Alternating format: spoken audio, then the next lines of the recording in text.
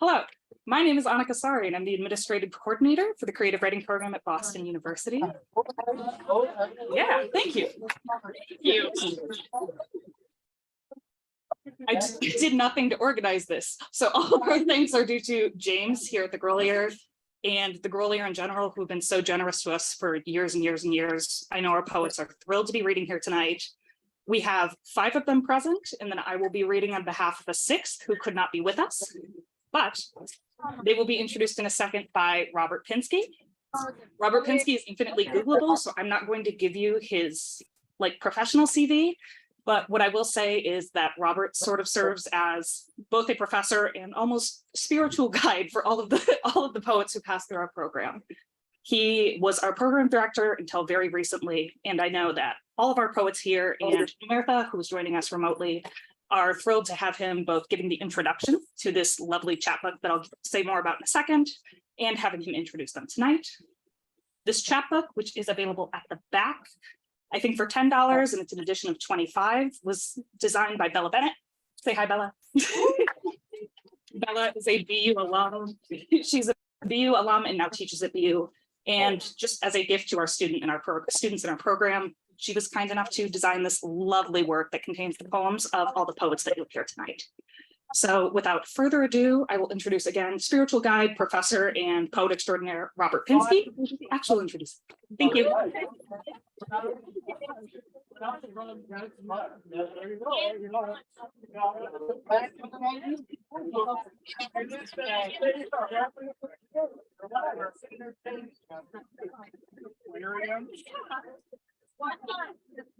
Bless you all. Speaking of spirit, this store has been meaningful to many generations of poets. Poets much older than me were extremely attached to this place when I first arrived in the Boston area. For me, the spirit of it was best exemplified better than in its origins. I lived through various administrations of it. The spirit, in a way, was realized for me by the poet Ifeanyi Menkiti, who bought the store for poetry.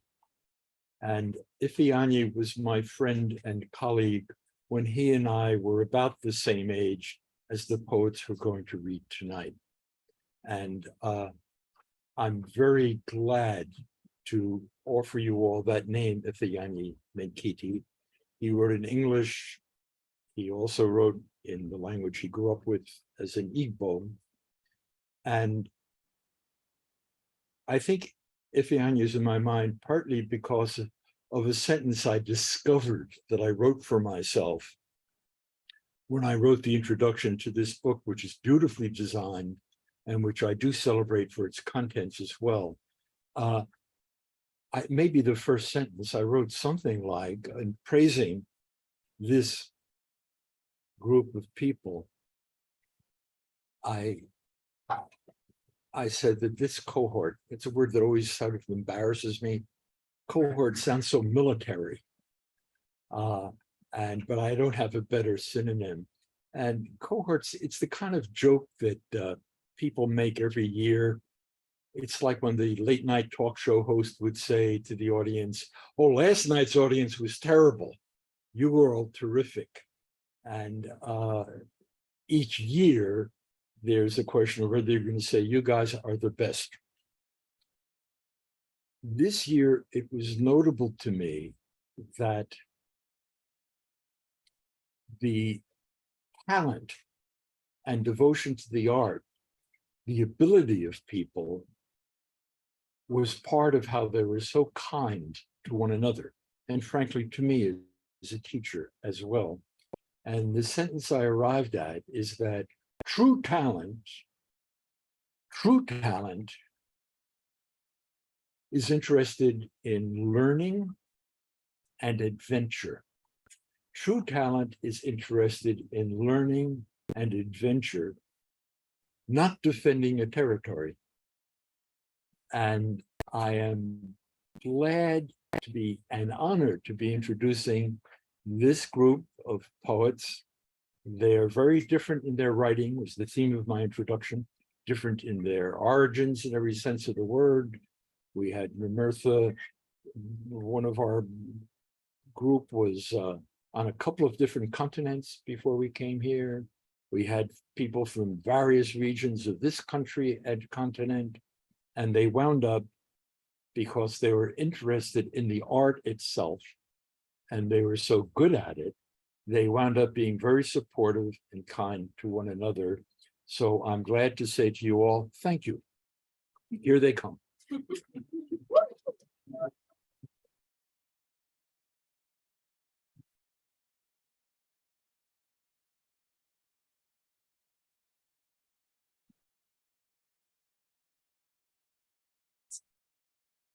Hello, can we hear me? It's a very faint mic, it's nice. All right, well, it's super surreal to be here for a variety of reasons. As Robert was mentioning, the history of the Grolier is so amazing, but I also grew up outside of Boston, and the very first book of poetry I ever bought was in this store when I was a teenager. So to be here now with you all reading is super cool. So thank you to James, Annika, Robert, everyone who's made this possible. Obviously, my awesome cohort. Oh, I'm Rachel. Sorry. Hi. I'm Rachel. Thank you to everyone for making this such a life-changing experience. So I'm going to read a few poems from my thesis. It's called Dogtown and Other Homes, and I'll talk a little about that Dogtown word and what it means in a moment. But what I was really interested in as I wrote these poems is the relationship between language and the natural world, and the ways that we kind of assign words to us, either like avoid an emotional truth in nature or kind of talk about it in a specific way. So this first poem, it makes reference to the philosopher Wittgenstein. I'm making myself seem really pretentious with that. He's probably the only philosopher I've ever read, but I really love his work, particularly because he explores ideas of language acquisition and how language impacts our understanding of the world around us. So this first poem is called Punchline of Wittgenstein. I spent a summer sitting in a cemetery. Its trees wore skirts of white lime, held the sky above the dead. The thing about naming trees is that they, like an apple or slab, don't have names, or their names exist through what they're not. The apple is an apple because it's not a year, the sea, because it doesn't end. I know I'm no longer a child, and no, I'm not dead. I have memories, worries, a language for each. It's some circle of hell, this hell we're making of earth. I can name most trees I see. I'm not sure what to do about their dying.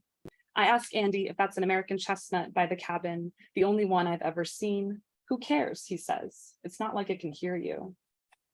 And Andy's in the Zoom audience tonight. He's my other favorite philosopher. Okay, so this next poem is grounded in my exploration of a place called Dogtown. Basically, Dogtown is this forest in the center of Gloucester up on the North Shore, and it started off as a colonial village, then kind of fell into decay, became a ghost town, and there was no real change to its landscape until the Great Depression. There was a kind of eccentric billionaire named Roger Babson who thought he could solve the country's woes by going into Dogtown, hiring a bunch of stonecutters and carving cliche phrases onto the massive boulders that characterize its landscape. So today you can hike Dogtown and you'll suddenly come across a massive rock that says never try, never win, or help mother, or something kind of absurd. So that really interested me in terms of what it's saying about our relationship to the natural world and each other. So a lot of my poems take those phrases as titles, and this is one of them. And it does mention a murder that occurred in Dogtown in the 1980s called Boulder, Spiritual Power. If you're a woman who wants to walk the woods, it's better to be a man. Once a man hauled a rock through Dogtown, beat a woman to death under rainy pines. Still, we plunge into forest, fear sweet as heath. We hike with the witches who lived here alone, shadows brackish in the periphery. They knew the clink of sieve and shear, how to stir the gore of freshly stuck pig with spells sang at men for food. Gloucester light plays like surf-torn seaweed, leads us through miles of lichen and swamp. Once, at the forest's red-blazed mouth, A man crunched towards me, his rifle high as a parasol. There are endless ways we disappear in these woods, endless ways we live on, thistled whispers in the shades the trees leave. This is another bolder poem, takes place outside of Dogtown and more within my crazy brain, and it's called Boulder Intelligence. Having once been a child who adults called an old soul, I fixate on the finite, worry about my brain, the fact of its plasticity, its eventual turn to gray. I'm uncomfortable with this pink ham hock in my skull, like I was when us third graders were sent to watch a man dissect a sheep brain. He held the halves of that giant reeking walnut, one in each hand, and I ran from my vomit, from my knowledge of my insides. When I learned my name, biblically means sheep, I filled my notebook with questions like, do sheep cry? And if so, how? And what does sheep breath smell like? And how does it feel to touch a sheep's nose? I couldn't stop thinking about sheep, so I went to the petting zoo. I wandered around shit piles and pails, settled at the sheep pen by a boy and his mother. Unsure how to pet, the boy was anxious, his hand a bird, gentle and fleeting. I moved out of his way, let him feel the sheep's sandpaper tongue. I don't remember his face, his fear, then glee, only that he wore a helmet, shining and ribboned with a repeated rainbow phrase, I love my brain, I love my brain, I love my brain. I'm liking the little hums I'm hearing, it helps me a lot. Okay, so I have two more. This one I'm really reading because there's a lot of folks in the audience tonight who will get some of the references and have really made me the poet I am today. And some of them even get name mentions, which is exciting. And I wrote it because I realized when I was going through my thesis, half the poems ended with the word home, which I changed. But the title of this is, upon realizing my poems often end with home, I search for similes. Like lavender on my wrists before sleep, like soft shapes of childhood, lilac cones, bumblebees asleep in winter. My mother's body walking down Gray Street, looking up at clouds, their skeletal striations, like candy wrappers in Grandpa Tom's pockets, or the woman on the train eating corn off a cob. Like the weaver finch, how she sews herself inside a leaf. Like my head against glass on the bus to New York, trailing behind Jackson through subway tunnels, touching and untouching, like chalk dust in October light, breaking open wine bottles in Monotony Rocks Park, swigging from jagged lips, spitting glass. Like the squeeze chute, the tube that hugs the cow one last time before she is tunneled to slaughter. Like Michael's mail order tadpoles, their spotted tails, then delicate legs, kicking in the heat warped kiddie pool.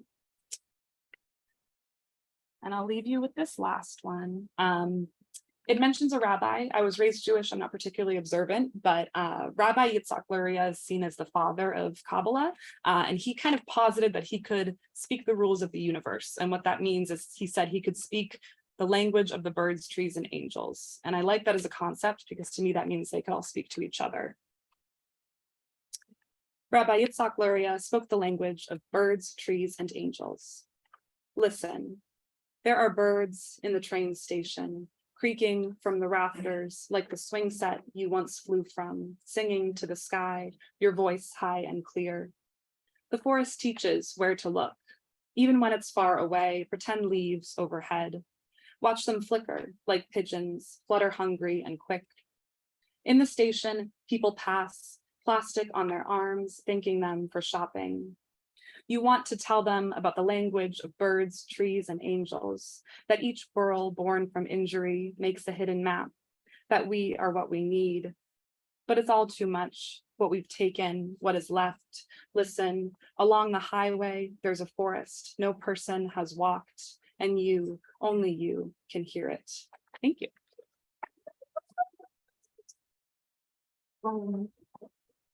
Next up, I'm going to introduce you to I love you. Next up, we have the amazing Brian Flynn, one of my favorite poets in the world. You're all very lucky to hear him read.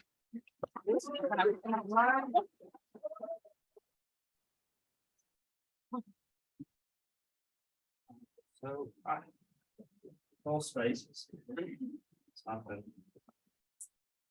Well, I guess that's the camera. Hello, Zoom audience. It's a crime to make me, can y'all hear? Yeah, it's a crime to make me follow Rachel, who is so talented, as people clearly know now. Just quick shout out, thank you to the Grolier. Thank you to James and Bella for designing this awesome thing. Professor Pinsky, Annika, who keeps all of us, however organized we are or aren't, she does make sure things, happen. And she's very good at that, particularly for me. So thank you to her. And thank you to the cohort who I like, love, and adore, So sorry about that. Also, I don't know why I'm still holding this. Everybody else, as you will come to see, has like printed their poems because they're classy or something. I have them on my phone because I refuse to buy a printer.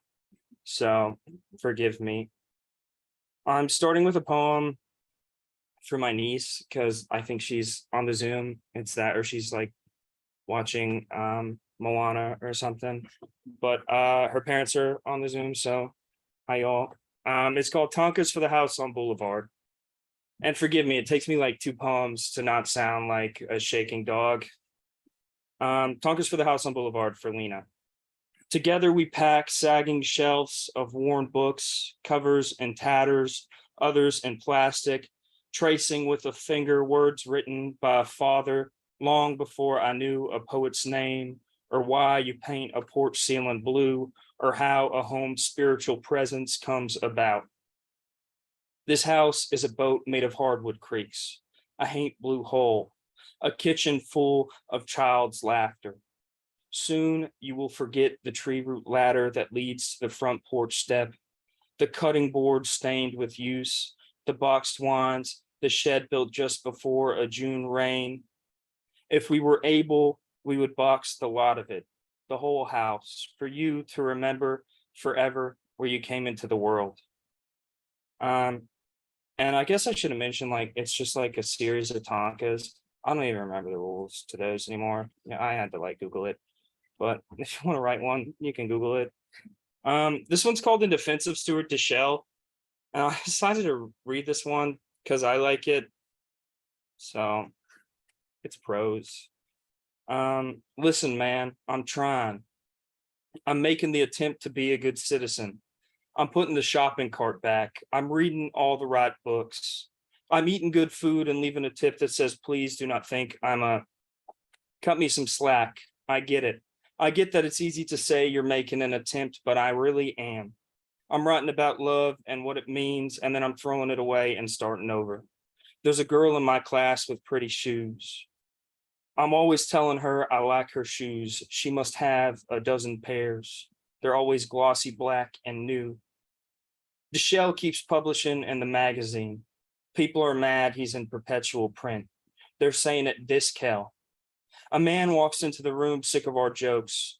He's holding something up at us, pointing to it, saying, look, here's Stuart Deschelle with Seamus Heaney. Sure enough, that's him in the picture. In the back, Frida Kahlo is painting with her fingers. It's a portrait of Diana in a pearl string necklace dealing poker to 3 pit bulls. The Beatles are there recording an album while DiMaggio and Marilyn eat dinner. Ringo wants to call it Pitbulls. Pitbull is angry about this. He keeps leaving voice messages saying he's Mr. Worldwide, saying he can whoop John Lennon's ass. John wants nothing to do with this. He's too busy being a dick to his wife. They're in the Golden Gate Hotel sipping on Rasputin's wine. It tastes like milk and honey. Stu is grinning like a kid. This one's a pretty recent one. It's just called Old Man. It's about an old guy. He works on small radios, tries to coax sound out of them, but they are quiet as the clock struck dead in his father's house, his father too dead, the sitting room chimeless, the television an old box set, the recliner his mother hated cracked in the unworn places, smoke smooth and painted gray by dust, and the sun now coming up just below the nail-shut windows he has fastened to keep coyotes out. Having dreamt that they could walk and talk like us, use thumbs, fix radios. In the next room, a woman is asleep in his bed. In his dreams, she is 10 feet tall and someone else. I have two like short ones left. Am I doing all right on time? Okay, cool. It's sweaty in here. This one's called The End of the End. It's coming out on post.org like this month. If people, but it has an extra stanza on there. I cut a stanza. I think it was Professor Pinsky who like made a point that it was kind of unnecessary and I mean true. So that's gone now. It's called The End of the End. Do you remember our beautiful laugh? The same one you mentioned near the end, subtle as a cat's yawn. Do you remember Miss Essie crying? Pope John Paul II had died. We were in the living room and she was crying. I'm just now learning loss and there's fresh honey on the roadside. Do you think his world is ending? It's just before rain and he is selling honey from his truck bed. I think the world will end with hound dogs baying. I'm not so sure it ends like this. Do you still believe in God? Some days I do. Do you remember our beautiful laugh? Say something about our yellow house and Charlie in the yard. Something about our beautiful laugh. Say something about catching gar with cotton balls, the way it snares up in their teeth. So this is my last one. I've been ending with this one for, a lot of readings, which means like the one reading I did before this. But I get a kick out of it. It's coming out in Tahoma Literary Review also this month. So give them money and tell them to run me my money, honestly. Unless they're listening. It's called There Will Be a Reception Afterwards. Another famous Robert Pinsky edit. This had quotation marks around it, and he was like, dude, come on. So those are gone. I feel a little stupid in the noise of it all, which isn't to say that I don't partake, only that I rarely ever get the joke. I'm always distracted by traffic outside, busy watching all the pretty people tilt their heads back when the audience laughs, that lump in their throats trying like hell to break free. And yes, I know the name for it. I just worry it gives Adam too much credit. I hate loud parties. I hate literary crowds. I miss working with my hands, trees turn into firewood, turn into ash. I want to be a crab fisherman. Waves like tall buildings overtaking the boat, rope in my hands, hoarse yells assured still, and they're knowing that this is part of life at sea. Even think maybe that I will find some time to write about it afterwards. I've never seen the ocean. Drove 4 days and nights in a borrowed truck to Boston and never went to see the ocean. Saturday night and I'm working door at Harry's bar. It's raining on the walk home. I'm zipping up my fisherman's coat. Yeah.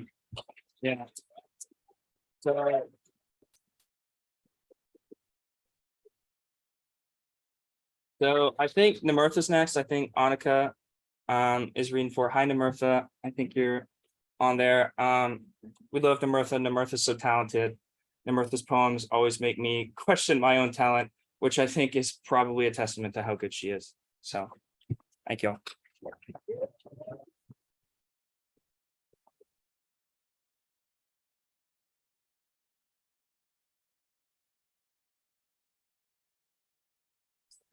We didn't coordinate. How dare you? Hi again, friends. I don't know if any of y'all watched Dateline, but when this was originally planned, I was telling everybody I get to be Lester Holt because I was just introducing Robert and then booking and doing absolutely no heavy lifting. But I am now Keith Morrison because I will be reading for Numertha Geisinger. Numertha couldn't be with us tonight, but Numertha, I know everybody would attest, was a really important part of this cohort. I'm going to read a couple lines from her bio and then a couple of poems, but she is with us in spirit and I think in a tiny Zoom screen right there. Woo, yay! Numertha Geisinger is a poet from Chandigarh, India and San Diego, California. This summer, she will complete her MFA in creative writing from Boston University and begins her PhD in film philosophy and screen studies at the University of Cambridge. She has received an MPhil in film and screen studies from Queen Mary University of London, and her work has been published in The Posthumist, Channel Magazine, Breadwinner, and elsewhere. So yes, now I will proceed with poems. There we go. Sorry, Brian didn't print his because he doesn't have a printer. I work in an office with a printer and I just forgot to print Numertha's poem, so I'm sorry. This one is called Seafarer.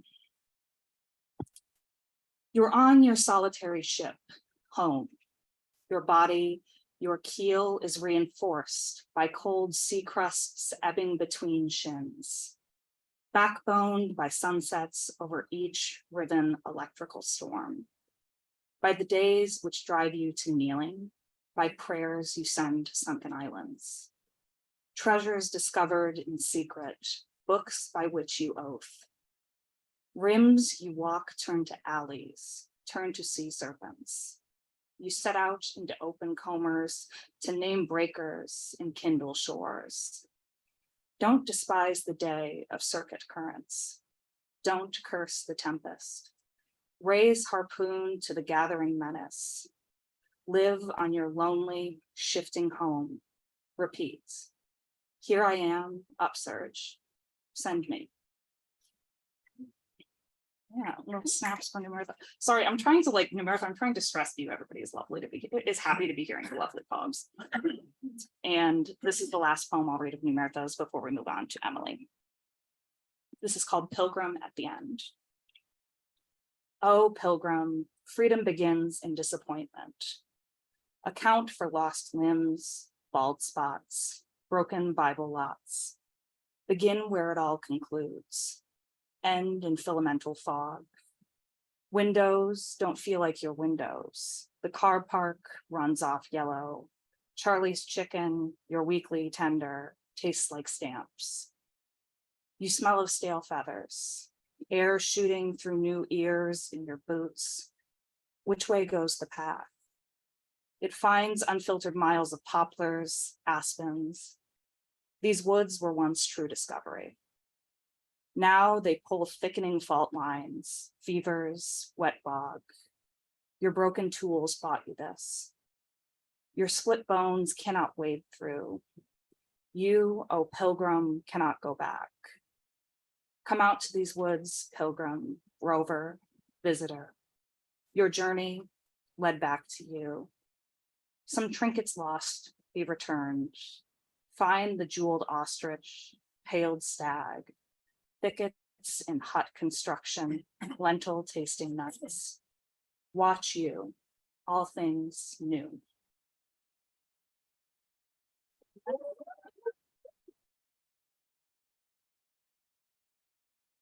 So again, thank you, Numertha. And we're going to move on to Emily Gutowski.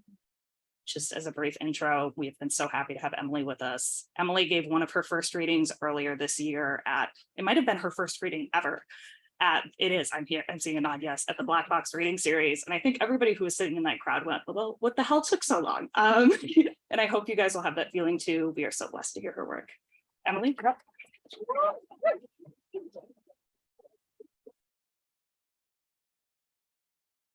First things first, this has to come down a little bit. Can you all hear me? A little closer. Oh, perfect. Thank you.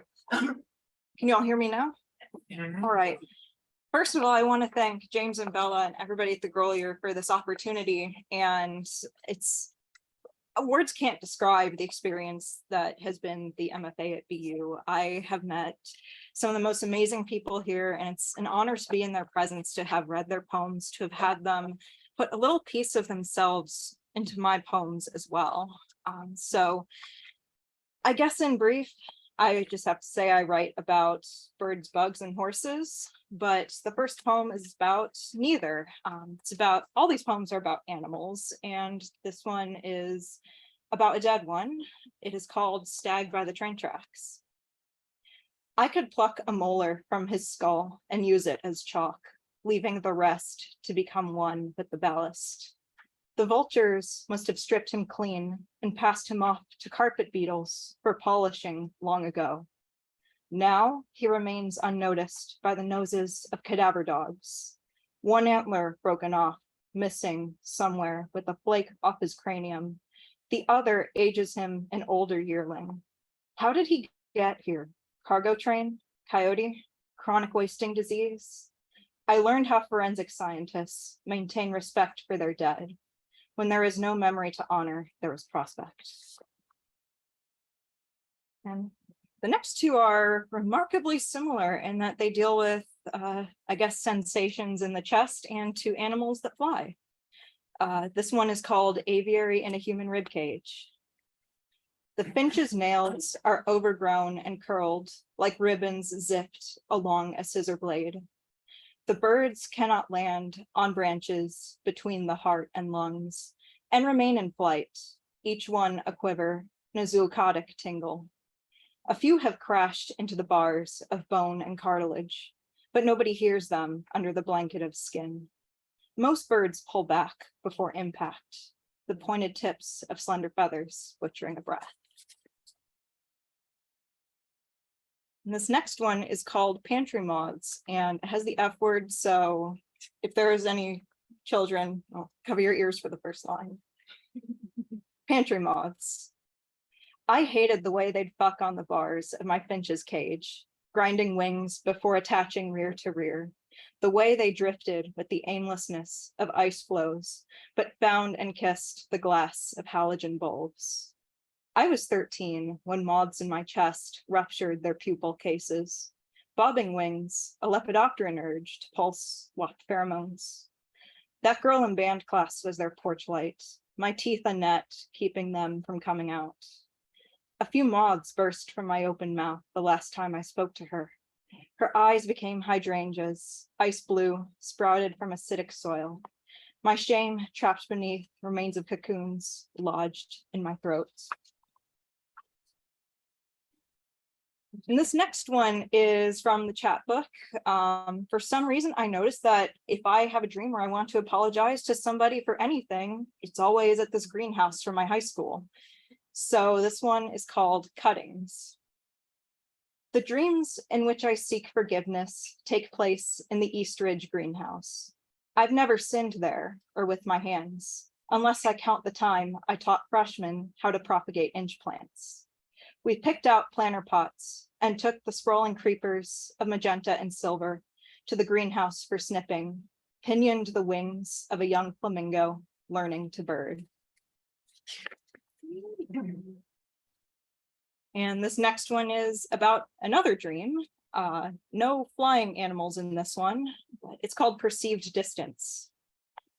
The distance between a string of pearls and a belt is the length of a woman's torso and greater than 500 light years. I didn't believe it until my brother pointed to Orion, chart in hand, when the bonfire reduced itself to a pulse beneath birchwood and ash. I thought of a dream about a former love of mine. We stood at opposite edges of a lengthening corridor, walls stretched like a tattoo of violets on an old woman's breast. The floor lengthened like the neck of a massive snapping turtle, reaching to bite a human hand.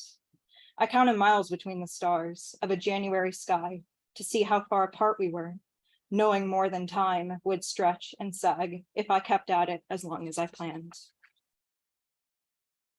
And then this final one probably doesn't require a ton of context, but I'll give a little anyway. I've been riding horses on and off since I was 10 years old, and I fell off the very second time I was on, and it happened so quickly that I really don't remember anything about it. But an issue that a lot of riders had that I didn't after that was a lot of people hold on to the reins because they want to keep their balance. I don't, for whatever reason. I've never thought about it. So this poem is called When Falling Off a Horse. Letting go of the reins is easy for me. It's against our instincts, I've been told, the only action that feels natural to me.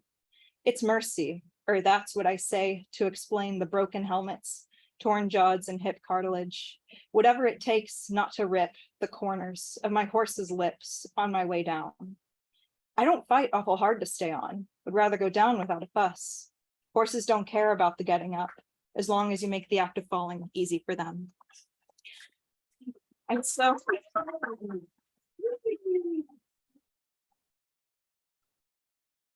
Thank you all, and it is my pleasure to introduce Jody, who has come here from Pennsylvania to grace us with her poetry.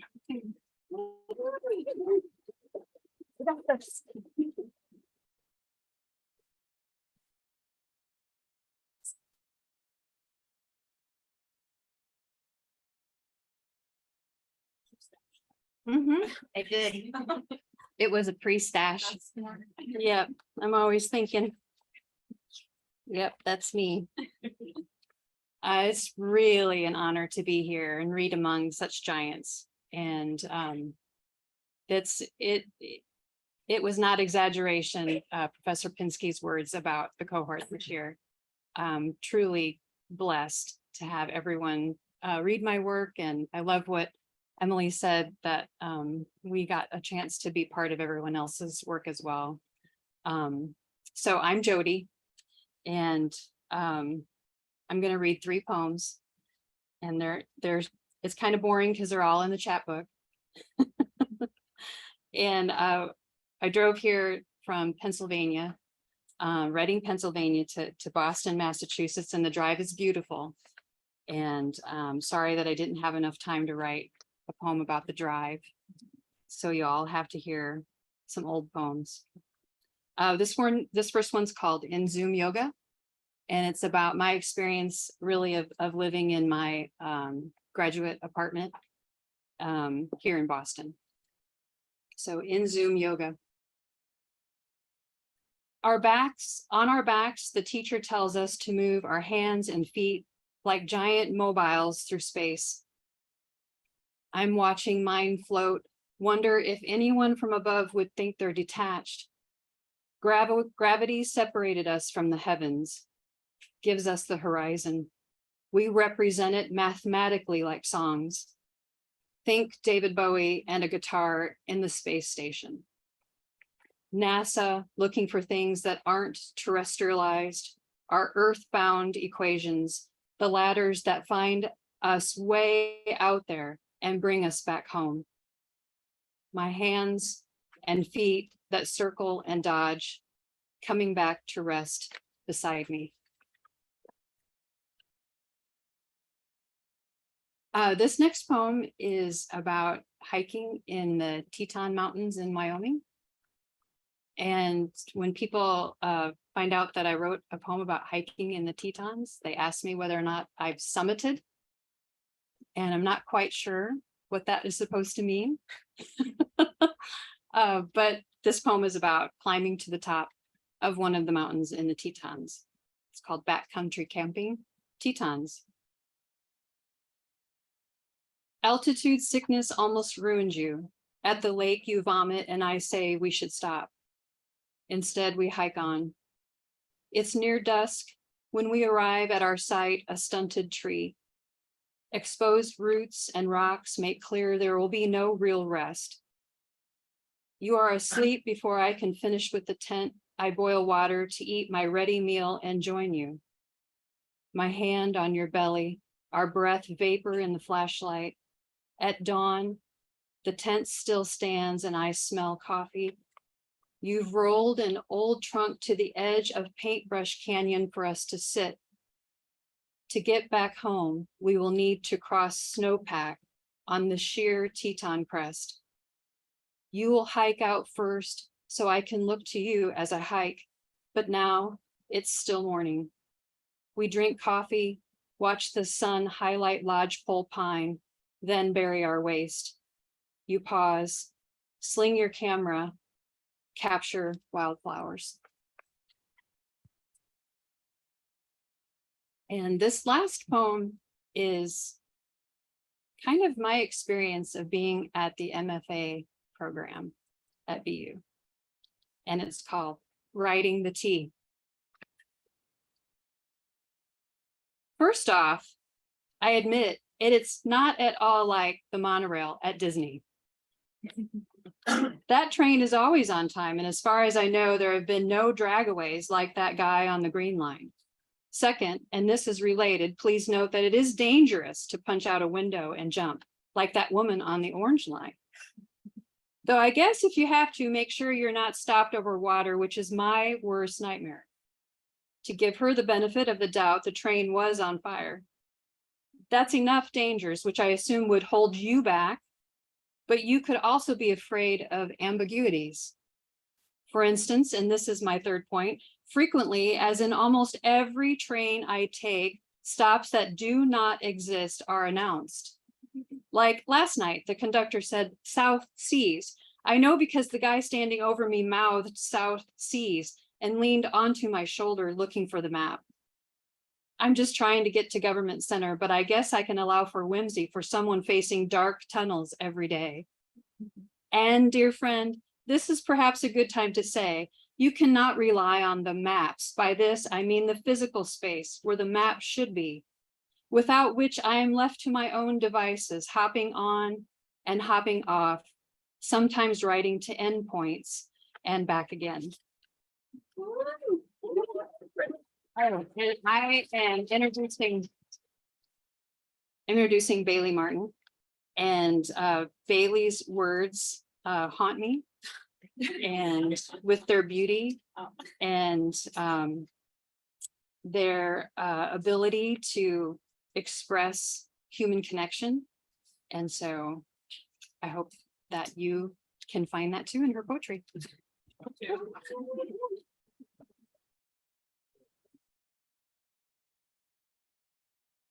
I'll do my own stuff. My God. Oh, don't I feel like a giantess? Okay. Man thing. Okay, thank you guys so much for being here. And thank you to the Grolier for having us, of course.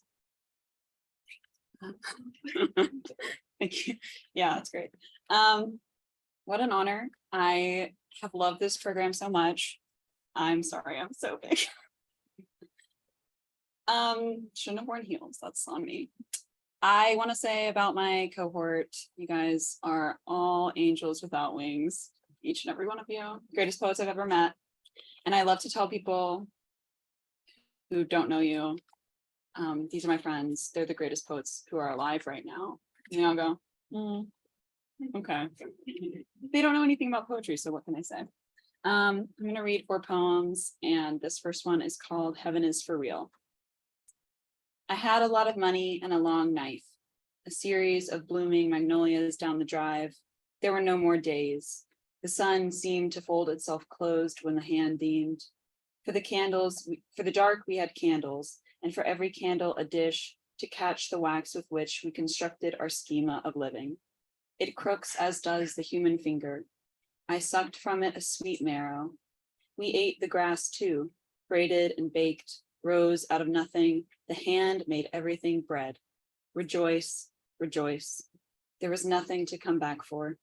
We pilgrimed to the fountain of forgetting and found it empty. This one is called Stars Will Always Hang, and it takes its title from a Sparkle Horse song, who is name dropped. What if you could open the barrel lengthwise like bouquet paper to see at the end the reflected image of numbers flicking open like a series of eyes? Or imagine time as a hole you're digging, one dirty fragment after another. When he visited my hometown, Sparkle Horse killed himself with a rifle. The rifle ones stick in the mind, or at least in mine. Hemingway, my grandfather, Full Metal Jacket, which my dad let me watch at 11 or so. At the time, I was still preoccupied with hell. I knew then, as now, what it would be for me, though I'll never say for fear of making it true. When I was little, a friend's mother said, "You're going to worry that into existence." About what, I'll never remember, but I've been worried ever since. Stash. That's wine. Sorry, I'm struggling so much with this. This is Plexus Solar, and gag of all gags is the only love poem I'm reading. Okay. Plexus solar. Stumbling drunk into night to look through each uncurtained window of summer, this is how it feels to be in love. Lit on all sides, air empty, passing under your own balcony to watch yourself drop the plastic fruits of affection. In bed, you hold on to him. Embarrassment watches from the future, and every day the sun blazes, the parks depopulate. You walk the length of the river, bewildered and heat heavy. It's like a movie where the actors speak backwards or sand castles. The logic is intact but has no power anymore. An unease like a Crewdson photo, you are the woman adrift in her living room, in her underwear. All things take on new color, singed by an after image, the stunned negative of his naked back as seen by your palm. And we're gonna end on a silly one. Shout out to Black Box reading attendees. You'll know what it is. This is Being Ugly. It's October. I eat only antibiotics and ibuprofen. A student of mine points out how my socks don't match. Okay, thanks, kid. You try living the way I do for a week and come out believing in God again, or the Marie Kondo method, or medication. I've been 14 for 10 years now and still have this complex, Tom York girl syndrome or something like that. Makes one twitchy and reverential for the wrong things. Obfuscation, navel glaring, vices only shared by a character in the saddest song you can think of. A kind of exhibitionism with a capital E erotic sucked out. A life like a leftover oyster shell. Grit and slime and cum taste. I'm sorry I said it, all of it, sort of dressing the salad with a bottle of vinegar. Truth is, at 14, my mom still washed and paired my socks, and I never listened to a thing she said, just went around town, being ugly, she called it. You know it when you see it. Not fighting anymore, not kicking and screaming, nobody dragging me nowhere, not school, not court. If I could go back, I'd do it worse. Get it good and out of my system. Fuck the girl on my volleyball team who could knock any one of us out. Take the tab in Brady's basement. Call my mom a bitch for the backhand. It's no fun, I tell my student, but it looks all right on paper. I don't know if I should throw this down. Monica.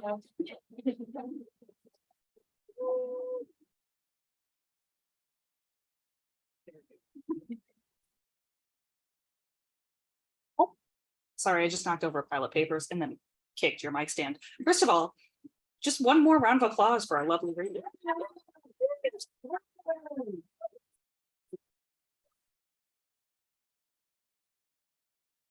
And then just a hearty woo for James and the Grolier, if we could do a hearty woo.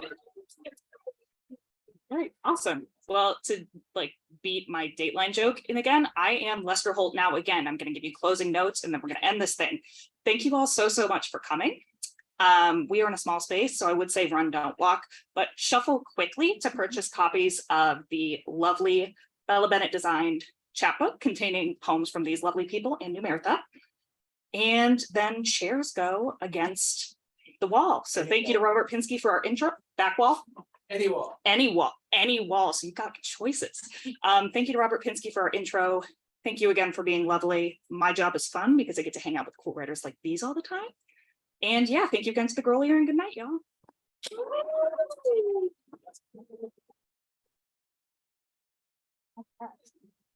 I don't know how to do this. I don't know what's the best way.